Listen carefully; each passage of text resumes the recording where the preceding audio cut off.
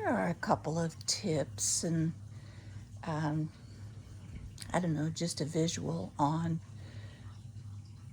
installing rivets. If you have a domestic machine, rivets can be a big help in places where with an industrial you might sew across or make an X here or a box.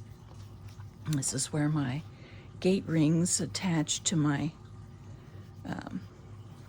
strap handle. And I'm going to put some rivets in here. They're going to look, when I'm done, it's going to look like this.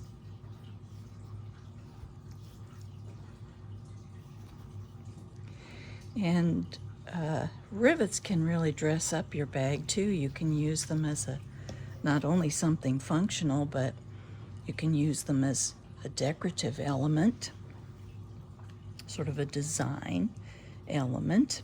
And rivets come in lots and lots of different sizes with bars that are many different lengths.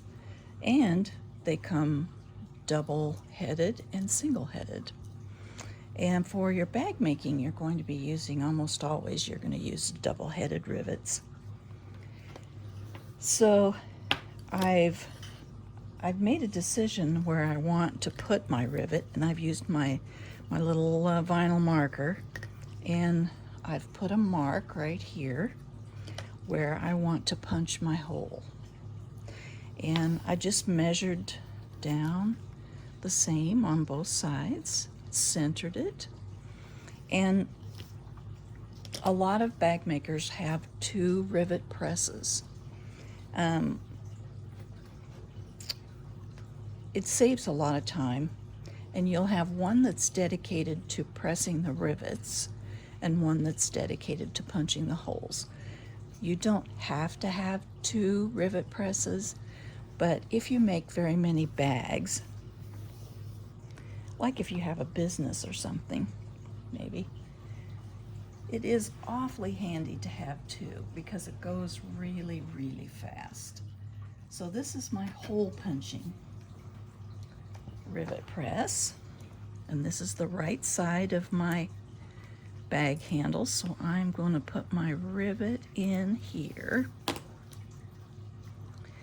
and get the end of the rivet to come up through there.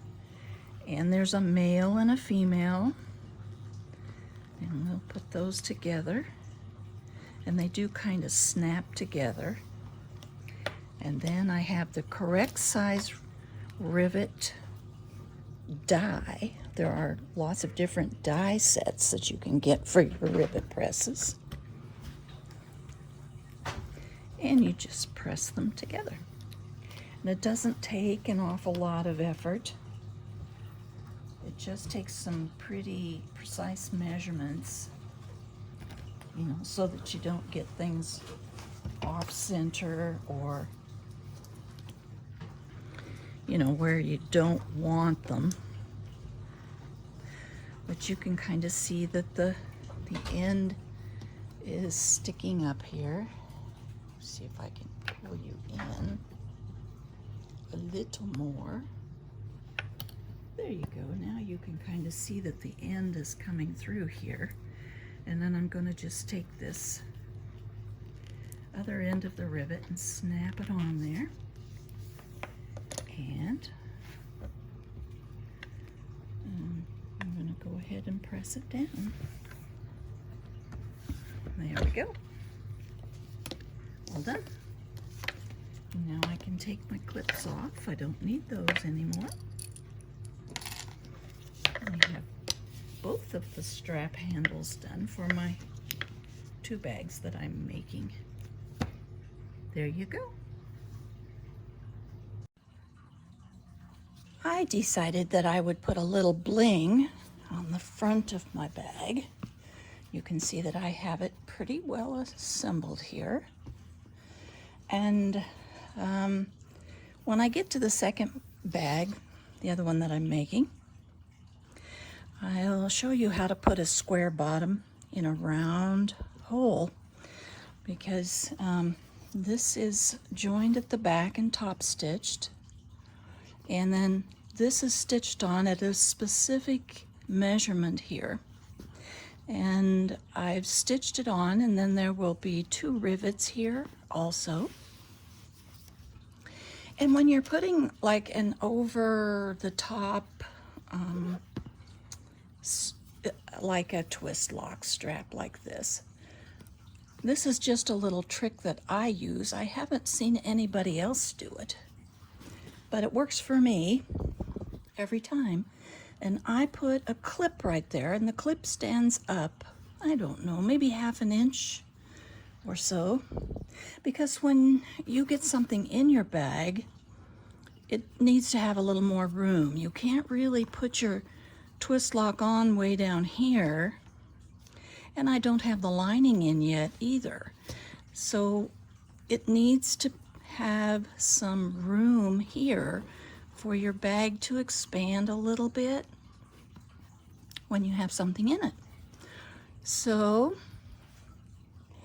I put this clip right in the middle, and then I bring my strap over, and you can see here I've made a mark with a heat erase pencil, and since I centered my handmade badge down here, they line right up. And there is my marking for my twist lock.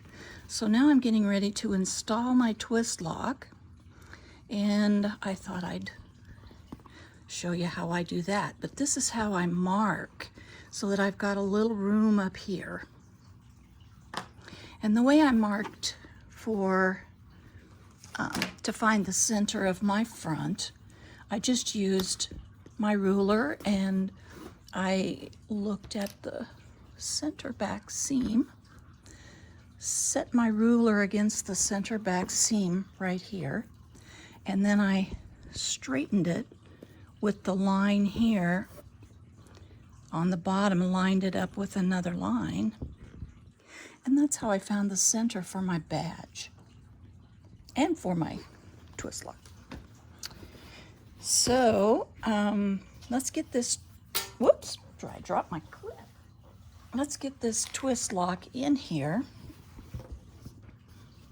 So all we really need is a couple of little openings for the prongs. And this is a little Fisker's knife that I got from Amazon, and I saw Saya Swag using it, and I thought, wow, that's pretty cool. So I'm just going, and I'm putting this under here so that I don't cut all the way through my bag. I don't want to do that. And I'm just going to cut some little tiny slits here. It's better to, whoops, sorry.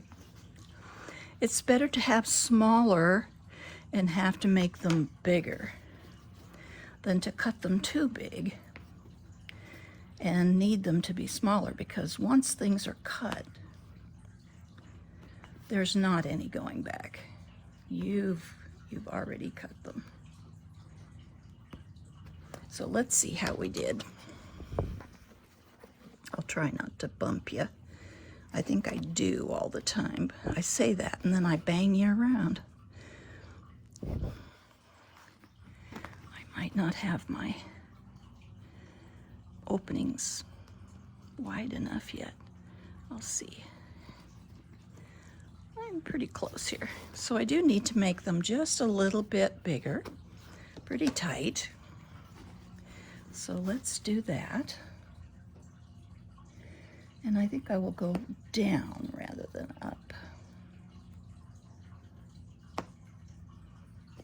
Okay, let's try it again.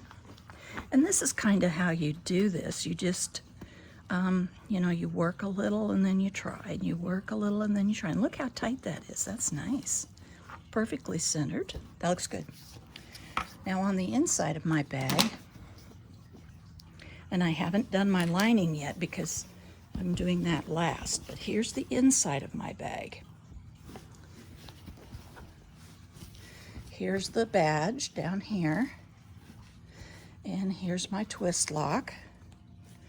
So I'm gonna put my little, let's see here, I'll put this one on first. guess. Now maybe I'll put this one on first. I think that's how it works. And these little twist locks are kind of tricky. So then I'll put this one on. I have to bend this out just a little bit.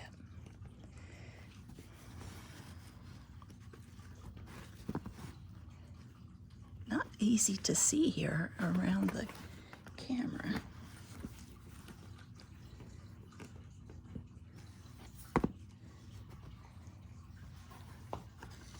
Let's see here. Maybe I can do it this way. There we go. Okay. Now some people bend their prongs out and some bend their prongs in. And I'm going to bend mine in, and then I'm going to cover this whole washer with a piece of Peltex. And I'm going to glue it on there with Beacon 3-in-1 glue, because it's not going to go down all the way, and you have to think about what kind of wear and tear these things are going to bring on your lining. So if we cover that with something, you know, a piece of Peltex or fleece, something like that, that's going to protect your lining. So there is my first bag. All done except for the lining. Now next I'm going to do the lining, but I'm going to do the rest of my burgundy bag first. Let's see how we did with our twist lock. Look at that. There we go. That looks very, very nice. Perfect. Just perfect. And we're going to put some grommets. We'll put some grommets on here. And I'm going to put my label. I'll put it on the back. I might, let's see, I might put it here. Or just above there. Might just set it on there, or just below, so that it's, maybe just below would be better. Yeah. So I'll put my, this goes on with rivets, so I'll put my label on right here. And I'm thinking about doing a drop-in lining. I don't really want to turn this bag because I've got it so nice and sturdy, and I don't want to crinkle it all up. So I think I'll do a drop-in lining. And to do that is not going to be very hard, because around the top is a facing. This is kind of like a facing, except that it'll be on the inside. When we sew it, we'll sew it on like this, and then we turn it over to the inside, so that takes care of this seam. Then the lining, let's see if I get a hold of the right thing here. The lining is just a flat piece with a square bottom like the purse. So I don't see why I can't drop this in and stitch it one way or another. I might have to leave an opening in the bottom of the lining and come through and do it that way, but I'm going to figure it out. And when I do, I'll share it with you. So there we go. On to now my, I'm going to start finishing up everything I need to do on my second bag, my Yana. So here's how far I am on that, which is pretty much where I was when I left off in the last segment. So I used turquoise thread to top stitch here and pink thread to top stitch here. And I have also put foam, fusible foam on the back. And I'm going to stitch this center back seam and top stitch it, which is not easy. But the reason that I got away with it was because one of the advantages that domestic machine users have is that we have a free arm, and most industrial machines do not. So I used my free arm, and I just laid my bag in there and folded this down in. You can kind of see here where I'm going to need to press it. But I folded this down in so that I could do my top stitching on the center back seam. And then I put the square bottom in a round hole, because you can see when I put this together it's going to be round. So I'll show you how to do that.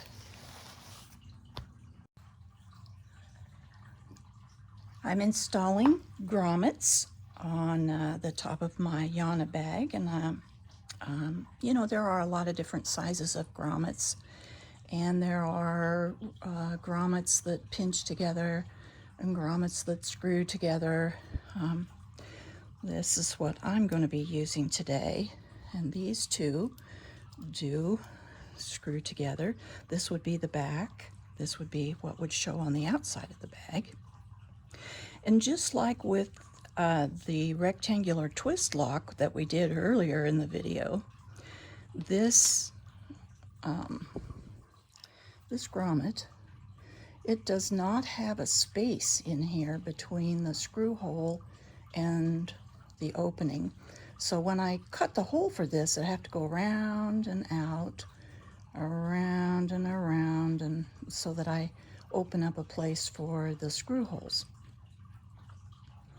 So I've looked in my little box of punches. Remember my little box of punches that I showed you earlier?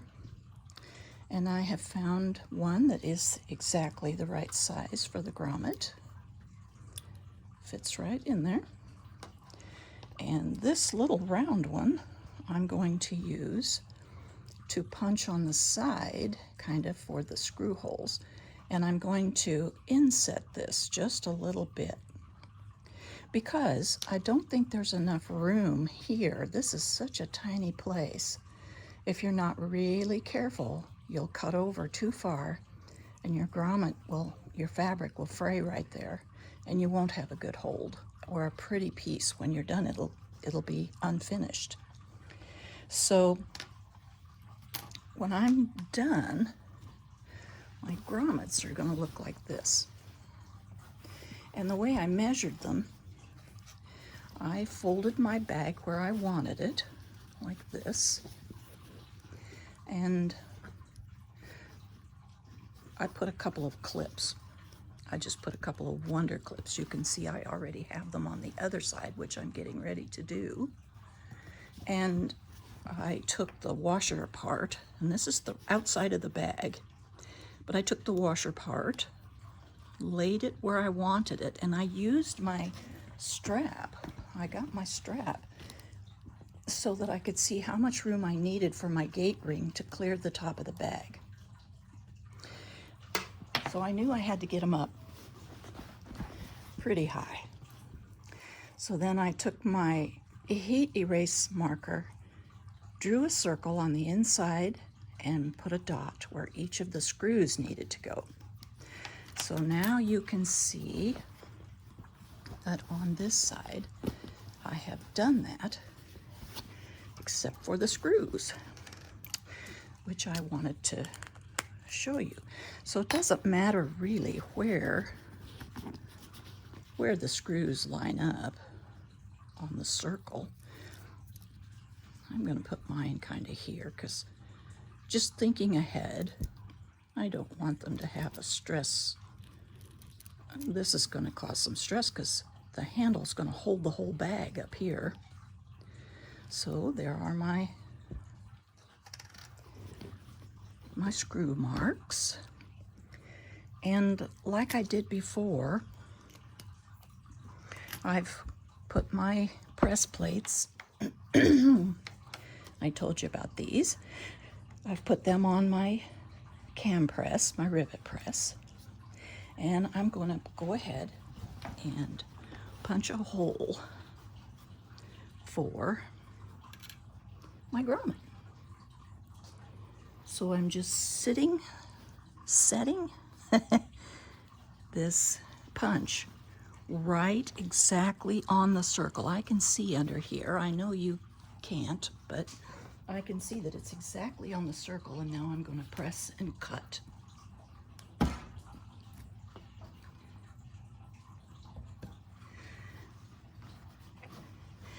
And there is my grommet. Space, all ready to go. And now, and you can see how it cut through all the layers of foam and everything. So now I'm going to cut my little screw holes, and I'm going to cut toward the circle, not toward the outside of my little dot. So I want all my threads to be on the inside of the grommet.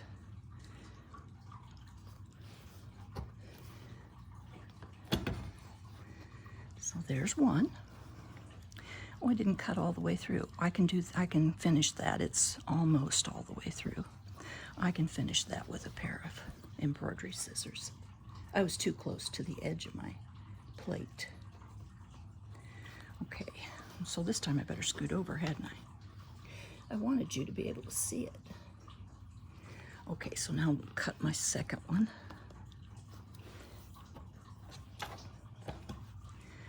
And there we go. And I'll just take the rest of these out with my little embroidery scissors. But it should look like that. It's going to look kind of like a little alien. I don't know. Here would be his face and his little antenna sticking out off the sides of his head.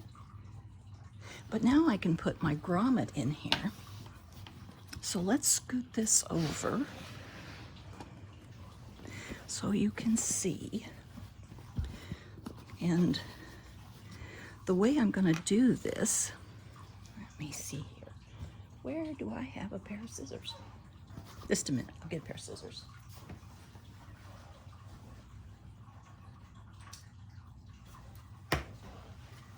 Here we go. And I'm just going to clip this little guy right out of here.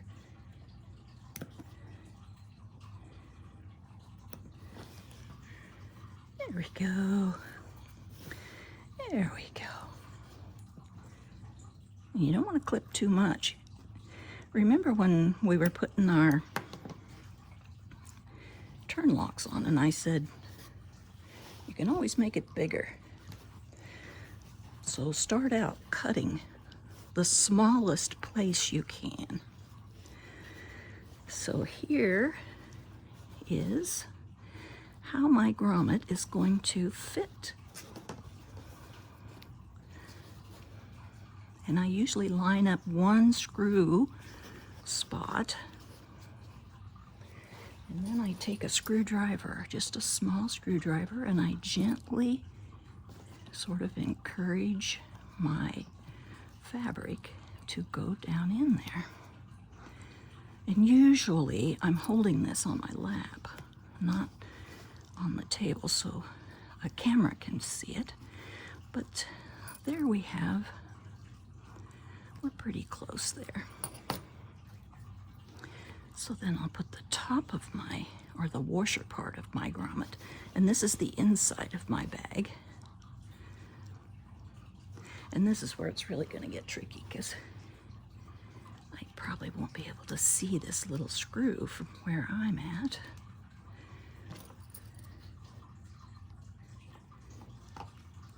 And if you can get one screw going, then the other one is easy to line up, and you just tuck in your threads of your bag, put in the other screw. Wish you could see this better. I don't have anybody to help me film, so everything's always in the way for you to see. And there is my grommet, just perfect in there. It's beautiful. So I'll go ahead and put the other grommet in. I might put some beacon glue around here, and a lot of people use fray check. So that's a couple tips for you there too. All right, I'm going to finish up this second grommet, and then all 4 of my grommets will be done.